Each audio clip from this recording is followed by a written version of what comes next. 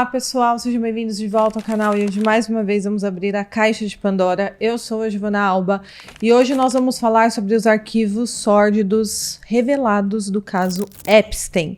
Esse assunto está tomando conta do mundo inteiro porque envolve nomes extremamente poderosos, líderes políticos, pessoas extremamente influentes que teriam ligação com o Epstein. E o foco aqui do nosso vídeo hoje é mostrar que o mais sórdido disso tudo é que o Epstein se utilizava de crimes sexuais para chantagear pessoas. Então, o seu foco final não era exatamente o crime sexual, e sim coletar provas contra grupos políticos, contra pessoas extremamente perigosas, aliás, pessoas extremamente poderosas, e chantageá-las. E elas tratavam o Epstein como se fosse realmente um homem de respeito, talvez por medo, talvez por receio de que ele tivesse provas contra elas, e é sobre isso que eu vou fazer o vídeo de hoje.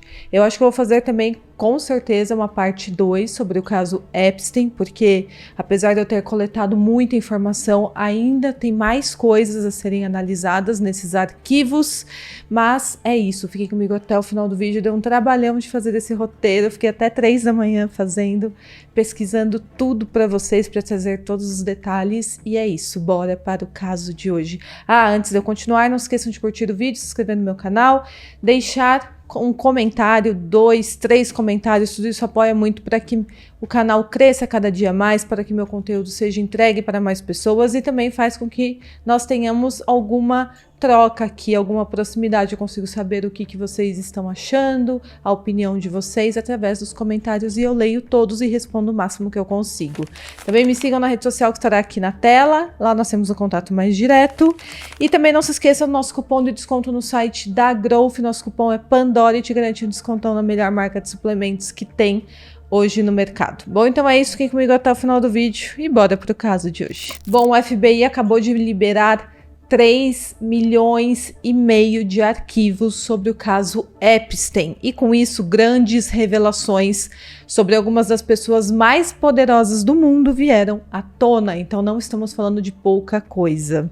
Esses novos arquivos reúnem 180 mil imagens e mais de 2 mil vídeos, além de milhões de e-mails. Esses documentos trazem detalhes, inclusive, do período em que ele esteve preso e também sobre a morte dele, traz até fotos disso. Citam também a ligação entre o Epstein e uma pessoa identificada como o Duque, que se acredita se tratar do príncipe Andrew, um amigo pessoal do Epstein. Isso já não é segredo há algum tempo. Tem também e-mails falando sobre como eles discutiam um jantar no Palácio de Buckingham, mencionam uma oferta para apresentar ao Duque uma mulher russa de 26 anos, e inclusive o nosso país também é citado em alguns desses documentos, o Brasil é citado. Parte dos arquivos menciona a relação do Epstein com uma agente de uma agência de modelo que conseguia garotas menores de idade quando ele esteve aqui no nosso país a trabalho. Mas antes de mais nada, eu preciso destacar aqui para vocês que muitos e-mails que constam neste banco de dados estão sendo trazidos de forma errada. Isso acontece porque o banco de dados contém qualquer acusação feita por qualquer pessoa contra o Epstein. Então, existem algumas alegações infundadas, porque o Epstein ficou extremamente conhecido, ele já era um homem poderoso, mas quando seus crimes sexuais vieram à tona, ele ficou conhecido mundialmente, e com isso algumas pessoas fizeram algumas alegações, algumas denúncias sem provas para os agentes do FBI que estavam cuidando do caso na época.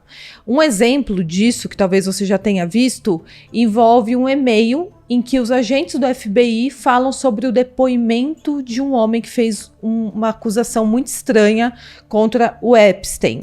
Esse homem falou que havia sido vítima de abuso e também de um suposto ritual.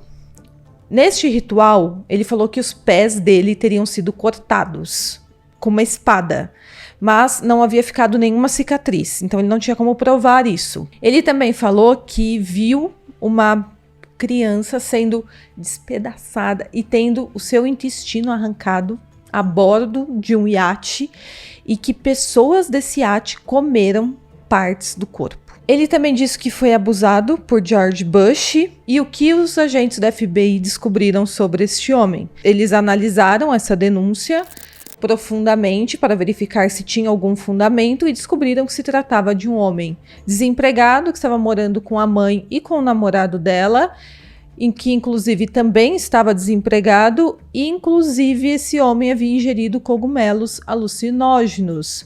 Ele era também um homem emocionalmente estável e ele não apresentou basicamente nenhuma evidência que sustentassem essas alegações, e por isso os agentes do FBI recomendou que a agência simplesmente encerrasse completamente o caso, porque não tinha nenhuma evidência de que aquilo de fato havia ocorrido, de que alguma vez na vida ele tivesse tido algum contato ali com o Jeffrey Epstein. Ou seja, diante de um e-mail como esse, fica óbvio que não há absolutamente nada a extrair dali, além do fato de se tratar provavelmente de uma pessoa desequilibrada dizendo algumas coisas completamente absurdas, sem qualquer evidência para sustentar as suas alegações. Ainda assim, pessoal, tem pessoas compartilhando esse relato como se ele fosse completamente verídico, como se houvesse provas disso. E essas pessoas fazem isso para ganhar visualização. E assim, isso acontece na internet e infelizmente temos que saber filtrar. Essas pessoas que fazem isso removem completamente o contexto, que é o fato do FBI estar falando de um homem mentalmente instável. E aí as pessoas pegam esse e-mail e apresentam como se fosse um testemunho factual de uma pessoa confiável. E é assim que esses posts virais funcionam. E isso, inclusive, no X viralizou. Eu vi diversas pessoas falando sobre isso. Enfim, não tem nenhum fundamento. Tem também um post que afirma que o presidente dos Estados Unidos enterrou crianças em seu campo de golfe. Também não tem nenhuma alegação, aliás, não tem nenhuma prova de que isso seja verdade, e basicamente algumas pessoas utilizam tudo isso para ganhar engajamento, para ganhar cliques. Ainda assim, mesmo tendo esse ponto negativo aqui nesses arquivos que vieram à tona, tudo isso precisava vir a público, não tinha outra alternativa, porque esses documentos estão aí para vir a público há muitos e muitos anos e tem conteúdo legítimo, tem conteúdo verídico e muito importante aqui para a gente analisar. Então, vamos começar. Antes de eu começar a entrar aqui nos documentos verídicos e também legítimos, eu quero falar com vocês sobre a politização desse caso. Olha, o Jeffrey Epstein, ele não era uma pessoa que tinha uma preferência política, aparentemente. Ele era bastante democrático e isso a gente consegue ver nesses e-mails. Ele tem contato com diversos políticos, com diversos líderes mundiais, independente do partido, tá? Então a ideia não é politizar aqui o vídeo. Bom, dito isso, vamos começar com os documentos mais importantes revelados. Bom, em dezembro de 2018, surgem alguns e-mails muito estranhos. Nesses e-mails, o Ehud Barak, ex-primeiro-ministro de Israel, conversa sobre uma possível reunião com um membro da família real do Catar. E o Jeffrey Epstein está copiado nesses e-mails. Em certo momento em que o Ehud Barak e o Jeffrey Epstein estão conversando, o Ehud Barak pergunta ao Epstein se ele estaria em Londres naquela quinta-feira. O Epstein responde que não, e em seguida ele escreve uma coisa muito curiosa. Ele fala assim: deixe claro para o Jaber que eu não trabalho para o Mossad, o serviço secreto de Israel. E ele ainda termina essa frase com um emoji ali sorridente. Eu vou deixar esse e-mail aí na tela para vocês. E esse diálogo chama muita atenção por um motivo muito importante. Naquela época, o Jeffrey Epstein já era um criminoso condenado. Anos antes, ele havia se declarado culpado por aliciar uma menor. E quem quiser saber toda a linha do tempo aqui das acusações do Jeffrey Epstein, eu vou deixar no card um vídeo que eu fiz com toda a linha do tempo das suas acusações.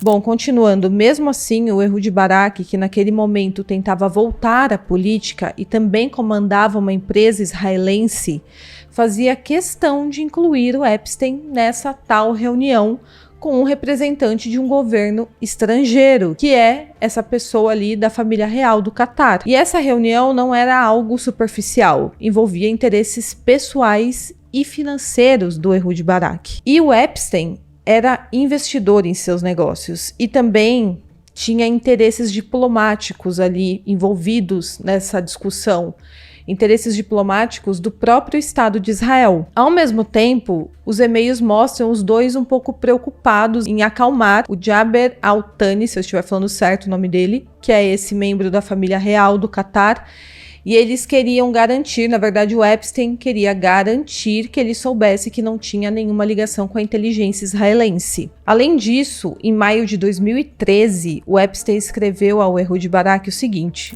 o Putin pediu que eu me encontrasse com ele em São Petersburg, durante sua conferência econômica. Eu disse não, se ele quiser me encontrar, terá que reservar tempo de verdade e privacidade. Vamos ver o que acontece. Agora, por que esse e-mail é importante? Porque estamos falando do Putin. Estamos falando de um criminoso que estava condenado, fazendo aqui um jogo duro com o presidente da Rússia, falando que ele só iria se encontrar se o presidente da Rússia reservasse um horário para ele. Então ele estava exigindo que o Putin, inclusive, se deslocasse para encontrá-lo. Por que o Epstein tinha tanto poder assim? Apesar da sua reputação completamente manchada pelos crimes confessados. O fato é que, mesmo assim, ele mantinha conexões com praticamente todos os grandes elementos da política mundial. E a pergunta é, como exatamente um homem como Jeffrey Epstein, com um histórico criminal conhecido, conseguiu transitar com tanta facilidade entre chefes de Estado, entre serviços de inteligência, entre bilionários, diplomatas, figuras centrais do poder global? Então, assim, estamos falando de algo muito maior do que se acreditava quando Epstein foi preso. E ele nunca foi tratado por esses homens como um pária. Ele era tratado como alguém extremamente importante, uma pessoa que deveria ser respeitada. E a grande pergunta sempre foi: o que o Epstein tem contra esses homens para que ele garantisse esse tratamento com tanta honraria? E o mesmo vale para os vínculos do Epstein com figuras centrais da inteligência americana, como, por exemplo, com a Catherine Hamler, que era uma pessoa muito próxima ao Epstein, ao que tudo indica. E ela era uma advogada, mas não era uma advogada qualquer. Ela foi uma das principais conselheiras jurídicas da Casa Branca durante o governo Obama. Ela tinha acesso direto ao presidente da época e também ao círculo íntimo do poder executivo e às decisões mais sensíveis dos Estados Unidos. Acontece que essa mulher recebeu uma medalha da CIA, que é a mais alta honraria concedida pela agência, e aí ela mandou um e-mail comemorando para quem? Para o Epstein. E quando colocamos tudo isso lado a lado, em uma linha do tempo, tudo começa a ficar muito claro. E tem mais, o Epstein teria se reunido com o William Burns, que viria a se tornar diretor da CIA. Isso enquanto o William Burns ainda era um alto funcionário do Departamento do Estado. Estamos falando aqui de encontros privados que aconteciam ali nos Estados Unidos, entre autoridades do alto escalão do governo dos Estados Unidos, com um criminoso condenado, um homem que oficialmente não deveria ter qualquer relevância, que deveria estar à margem ali da sociedade. Ainda assim, ele tinha extremo respeito dessas pessoas. E esse e-mail da Catherine dá a entender que o Epstein poderia ter algo a ver com a concessão desse prêmio. Mas tem mais. O Epstein teria se utilizado de um escritório de advocacia para permanecer anônimo, e aí, através disso, ele enviou um pedido via a Lei de Acesso à Informação para a CIA. Isso em 1999. Ele enviou esse e-mail através desse escritório jurídico para obter todos os registros que pudessem refletir uma afiliação aberta ou reconhecida entre ele e a CIA. Em 2011, mais de uma década depois, ele fez um pedido semelhante novamente, mas nós não temos informações sobre quais registros exatamente o Epstein solicitou. No fim, a CIA nunca quis publicar essas informações, manteve tudo isso em sigilo, e o fato é que não é comum um cidadão normal, mesmo se tratando aqui de um bilionário, não é comum que ele envie pedidos formais à CIA buscando esse tipo de registro. Isso não é algo que alguém faz por curiosidade. Ah, será que tem alguma coisa que liga a minha pessoa à CIA? Isso é algo que alguém faz com algum motivo. E o fato da CIA ainda hoje se recusar a divulgar esses registros, mesmo décadas depois, aumentam ainda mais as suspeitas. Então, hoje há quem acredite que o Epstein tinha sim algum envolvimento aqui com a CIA. Quando olhamos esse cenário completo, o que fica muito claro é uma coleção de coincidências estranhas. Quando a gente começa a pegar todos esses e-mails e analisar com todas essas conversas que o Epstein teve com essas pessoas extremamente importantes. Ele tem um padrão de ter acesso a essas pessoas de forma inexplicável. E o que parece é que ele tinha, sim, uma proteção institucional. Ele tinha uma proximidade com a inteligência dos Estados Unidos e até com de outros países. Ele tinha trânsito livre entre inimigos geopolíticos. Estão envolvidos nesses e-mails do Epstein líderes políticos e também agências dos Estados Unidos, de Israel, da Rússia, do Catar, dos Emirados Árabes. E o Epstein estava em todos esses mundos, conversando com todos e sendo tratado com muito respeito. E isso levanta a seguinte questão: o que exatamente o Epstein oferecia em troca? Não estamos falando apenas de dinheiro, porque aqui a maioria deles são no mínimo milionários. E mesmo assim, nenhum desses nomes teve esse nível de acesso a governos adversários como o Epstein tinha. Ele parece que era o único, uma figura central que ligava todos os outros. E o que ele tinha? Talvez poder de barganha, chantagem. E é aí que entra o aspecto sexual desse caso, o aspecto criminoso. Ele se utilizava disso, dessa ferramenta sexual que ele possuía, para ser uma ferramenta de poder, para ele ter como chantagear esses homens e ter acesso a todos eles. Isso porque o Epstein gravava, documentava e coletava informações comprometedoras sobre figuras poderosas. Isso o tornava incrivelmente, completamente valioso. Então ele não era apenas perigoso para esses homens, ele era também muito útil, porque esses homens às vezes também queriam fazer chantagens contra os seus inimigos. E se o Epstein tinha essas ferramentas, eles poderiam se aproximar dele e utilizar em troca de algum outro favor que o Epstein estivesse precisando. Isso, inclusive, ajuda a explicar do porquê ele permaneceu durante anos intocável, porque denúncias foram abafadas, porque acordos absurdos no calar da noite foram feitos e porque ninguém estava disposto a enfrentá-lo de verdade. Até que finalmente tudo acabou vindo à tona. E mesmo assim, quando Epstein foi preso em 2019, ele morreu em circunstâncias que são no mínimo suspeitas. Isso quando ele iria dar o seu depoimento e falar tudo o que ele sabia. Talvez ele iria expor aqui coisas que algumas pessoas poderosas que eram do seu círculo íntimo não quisessem que viesse à tona. Então esses documentos não trazem à tona apenas as atitudes horríveis que o Epstein tinha com menores, que são coisas horrorosas, mas sim um plano de chantagem envolvendo alguma das pessoas mais poderosas do planeta. Outra delas é o Bill Gates, que está dando o que falar.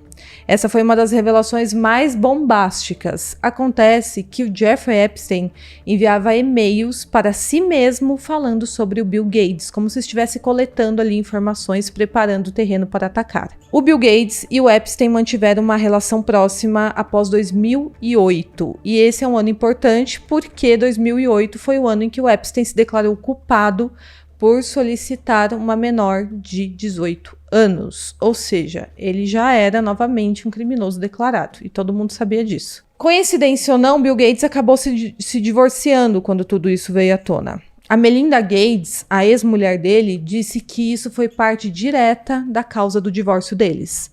Ela falou que conheceu o Epstein e que ele era um ser maligno, que ele era um mal personificado. Então a Melinda odiava o Epstein. E vocês sabem de que eu estou falando, né? Bill Gates, o homem mais rico, um dos homens mais ricos do planeta, ele tinha essa proximidade com o Epstein. Em contrapartida, Bill Gates também é conhecido pelo seu braço filantrópico. E esse relacionamento com o Epstein tem sido um problema gigantesco para ele. E agora mais ainda, quando tudo veio à tona. De acordo com alguns e-mails divulgados ali nessa coletânea que veio à tona aí nos últimos dias, em 2013 o Epstein relatou que o Bill Gates estava se afastando dele. E o Epstein não estava feliz com isso. Ele diz ter sido afastado e ele acusa o Bill Gates de romper a relação profissional e pessoal que havia sido construída ao longo de 6 anos. Ele fala que ele foi demitido sob a alegação de conduta moralmente imprópria, mas diz que ao mesmo tempo foi pressionado a participar de um encobrimento para proteger a imagem pública do Bill Gates e da Melinda. Segundo Epstein, ele havia sido orientado a evitar a verdade, criar versões públicas convenientes e assinar novos acordos de confidencialidade, mesmo sabendo que isso destruiria sua própria reputação. Então ele escreveu esse e-mail para ele mesmo, evidenciando tudo isso. E é aqui que a chantagem começa nesse texto escrito pelo Jeffrey Epstein. Ele fala assim, de forma bem sutil: olha, Bill Gates, se eu fosse você, eu não faria isso que você está fazendo. Sabe o que eu faria? Eu sugeriria comprar para você a casa pela qual você tanto se apaixonou. E além de 5 anos de indenização, compraria também sua parte no contrato de investimento que havíamos acordado, entre 30% e 40% de uma parceria de 100 milhões de dólares, por 30 milhões de dólares em valores atuais, com termos e condições a serem definidos. Era isso que eu teria feito se eu estivesse no seu lugar. Então, basicamente, ele está falando para o Bill Gates fazer isso por ele. Olha, eu teria comprado uma casa para você se eu estivesse no seu lugar. E ele continua. Abre aspas, para adicionar insulto à injúria, você posteriormente, com lágrimas nos olhos, me implorou para apagar os e-mails referentes à sua doença sexualmente transmissível, ao seu pedido para que eu providenciasse antibióticos que você pudesse dar secretamente a Melinda, e também a descrição do seu órgão genital. Você também deixou claro que eu não deveria me referir a isso, que esse é outro assunto que deve permanecer apenas entre nós dois. Fecha aspas. Ou seja, o Epstein nesse texto está basicamente dizendo para o seu ex-amigo, para o Bill Gates, você deveria me dar milhões de dólares para que eu não torne tudo isso que eu sei sobre você público. Basicamente isso, uma chantagem. E aí ele fala também um pouco mais abaixo sobre ele ter conseguido medicamentos para o Bill Gates para que ele tratasse ali uma doença que ele teria pegado de garotas russas em relações íntimas que ele teve e inclusive que ele daria esses medicamentos para sua esposa sem que ela soubesse. Ele também fala que facilitou que o Bill Gates tivesse encontros ilícitos com mulheres casadas. E isso aqui, pessoal, é exatamente o que todos já suspeitavam o tempo todo. O Epstein oferecia esses serviços sexuais a pessoas muito ricas, ele preparava ali o terreno com as suas festinhas envolvendo menores, envolvendo também outras garotas, colhia provas desses encontros e depois chantageava essas pessoas. E assim ele conseguia tudo o que ele queria. E talvez por isso ele foi se tornando uma pessoa extremamente poderosa. Não sabemos se o Epstein realmente enviou esse e-mail para o Bill Gates em algum momento, porque tudo que sabemos é que ele enviou para si mesmo. Este e-mail ele guardou como se fosse um documento. E parece que ele estava planejando uma chantagem contra o seu ex-amigo. Agora, o que nós sabemos são duas coisas. O jornal Wall Street reportou que o Bill Gates havia sido ameaçado pelo Epstein por causa de um caso que ele havia tido. Isso foi reportado há alguns anos. Também sabemos que depois que esse e-mail da chantagem do Jeffrey Epstein foi escrito e enviado para ele, o Bill Gates enviou uma doação de 2 milhões de dólares a uma instituição administrada pelo Jeffrey Epstein. Então, estranhamente, mesmo as coisas não estando bem entre eles, de acordo com esse e-mail do Jeffrey Epstein, ele conseguiu essa doação de 2 milhões de dólares do Bill Gates. Por que será, né? E agora, depois que esses arquivos foram vazados, a Melinda Gates, a ex-mulher do Bill Gates, falou ontem, na terça-feira, dia 3 de fevereiro de 2026, que o seu ex-marido precisa dar respostas sobre as citações ao nome dele na investigação do Jeffrey Epstein. Essas declarações foram feitas em uma entrevista a um podcast. Durante essa entrevista, a Melinda disse ter vivido momentos muito dolorosos no seu casamento. E ela falou que a revelação de novos detalhes do caso Epstein a fez relembrar de todo esse período. Ela falou que hoje ela está muito feliz de estar longe de toda essa sujeira, e ao ser questionada sobre o que sentiu ao ler os relatos de que o Bill Gates teria tentado medicá-la sem o conhecimento dela, ela falou que sentiu uma tristeza inacreditável, mas que ela conseguiu seguir em frente em relação a isso. Essa fala da Melinda me faz acreditar que pode ser verdade. Por que ela sentiu uma tristeza inacreditável? Então, aparentemente não era mentira do Jeffrey Epstein que o Bill Gates teria tentado fazer isso, ou até que fez isso com a sua esposa, ex-esposa agora. Teve também outros arquivos aí mostrando fotos do Bill Gates ao lado de mulheres. Essas mulheres tiveram seus rostos cobertos por motivos aqui de privacidade a possíveis vítimas. E a defesa dele diz que a relação dele com Epstein se restringia a discussões sobre filantropia e que o encontro que ele teve com Epstein foi um erro, mas fica provado que não foi apenas um encontro, né? Foi uma relação aí de 6 anos com muita festa, muita coisa aí que eles faziam juntos. Bom, a Melinda e o Bill Gates foram casados por 27 anos e se divorciaram em 2021. Depois que tudo isso veio à tona, o Bill Gates primeiro se manifestou através de um porta-voz, afirmando que as acusações são absurdas e completamente falsas. E agora, ontem, na quarta-feira, dia 4, ele falou sobre o assunto para o canal Nine News. Acho que antes eu falei que ontem foi terça, né? Não, mas foi anteontem que foi terça. Ontem foi quarta, hoje é quinta-feira.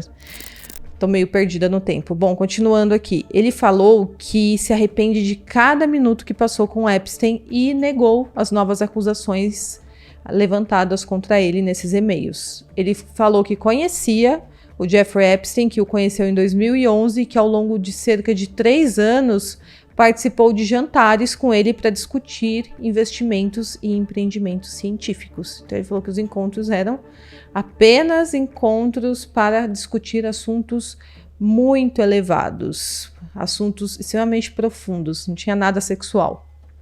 Ele também falou que o Epstein era uma pessoa que conhecia muitas pessoas ricas e influentes e que isso poderia ajudar a conseguir dinheiro para a saúde global. Agora o Bill Gates acha que realmente alguém vai acreditar que ele se aproximou do Epstein por uma causa nobre, para ajudar a conseguir dinheiro a causas, a instituições de caridade, para ajudar a ciência, para ajudar a saúde mundial. O que fica claro ali é que eles tinham uma amizade que faz parte de todo o contexto sórdido da vida do Epstein, e que ele gostava também de umas garotas russas. Ele também negou ter participado de festas ou ter ido à ilha do Epstein. E ele disse ainda que os e-mails são falsos, porque o Epstein nunca chegou a enviá-los. Eram apenas rascunhos. Então ele falou que esses e-mails são completamente falsos, talvez frutos da imaginação do Epstein. Mas o que parece, diante de tudo o que analisamos aqui, é que houve uma grande chantagem. Talvez com material que o Epstein já vinha coletando contra o Bill Gates, assim como ele fazia com diversas outras figuras poderosas. Inclusive, em uma das mansões ali do Epstein, tinha uma sala com diversos monitores que mostravam todas as câmeras que ficavam espalhadas pela sua casa. A ilha dele, a famosa ilha, também era toda monitorada. E isso não é por acaso. Ele não tinha um switcher digno de uma grande televisão dentro da sua casa por um acaso. Ele documentava tudo, todos os cômodos, inclusive aqueles que ele oferecia massagens envolvendo meninas. Além disso, foi revelado os interesses que o Epstein tinha no Brasil. Esses documentos citam um depoimento de uma funcionária de uma agência de modelo que afirma que ele teria uma conexão com uma agente aqui do Brasil, uma mulher que conseguia garotas menores de idade para ele quando ele estava aqui no país a trabalho. Esses documentos mencionam ao menos 4 meninas brasileiras, inclusive adolescentes, e elas teriam sido levadas para ele em uma festa em uma das suas casas nos Estados Unidos.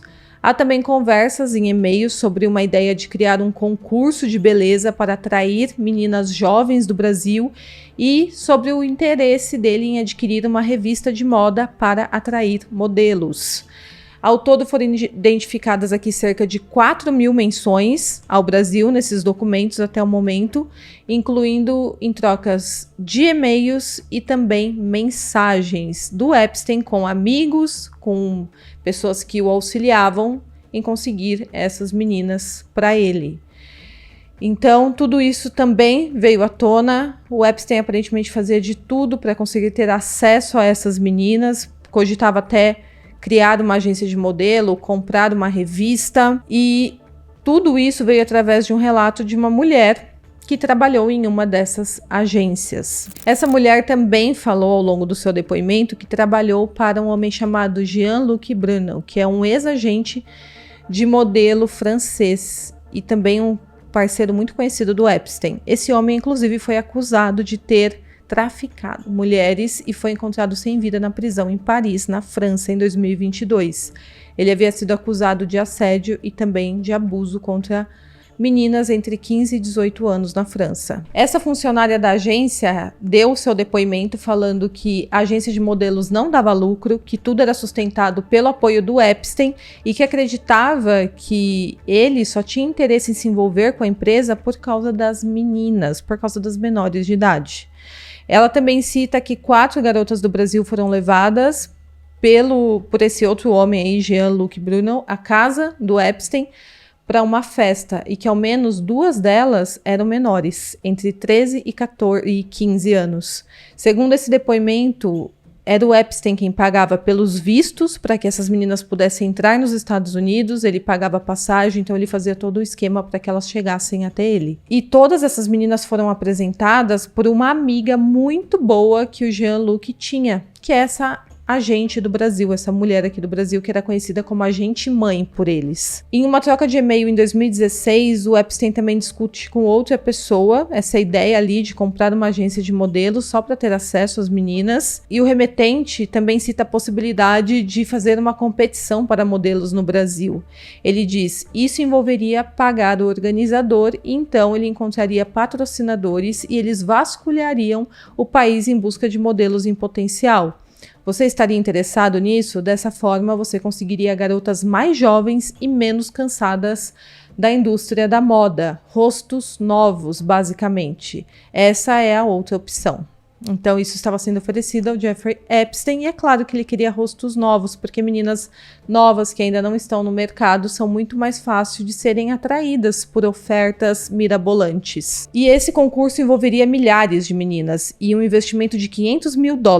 E segundo essa mensagem enviada ao Epstein, isso implicaria em ele ter acesso a todas as garotas com as quais ele poderia decidir o que fazer. Agora, outra coisa que foi publicado também aqui são fotos inéditas do Jeffrey Epstein quando ele faleceu.